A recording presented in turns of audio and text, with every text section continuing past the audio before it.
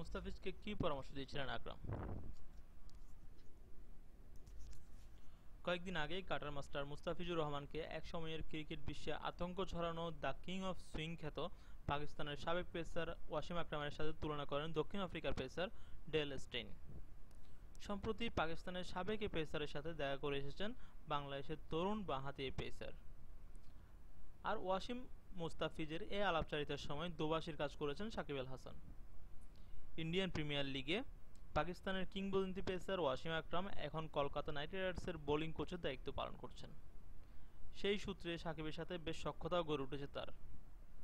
মুস্তাফিজকে নিয়ে সাকিবই গিয়েছিলেন ওয়াসিমের কাছে। বোলিংটা বেশ দাপটের সাথে চালিয়ে নিলেও মুস্তাফিজুর রহমান গোল বাঁধান এই একটা জায়গায় এসে। কথা বলতে গিয়ে তার যত জটিলতা। ইংরেজিটা ঠিক নিজের কাটারের মতোই দুর্বোধ্য মনে হয় বাঁহাতি এই পেসারের কাছে।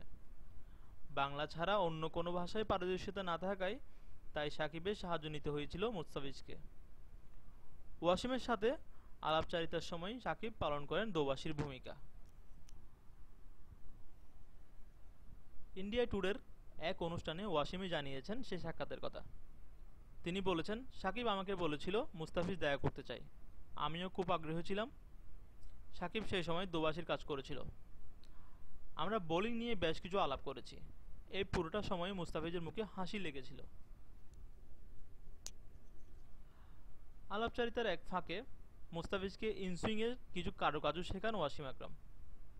মুস্তাফিজকে ইনসুইংয়ের গুরুত্ব জানিয়ে বলেন,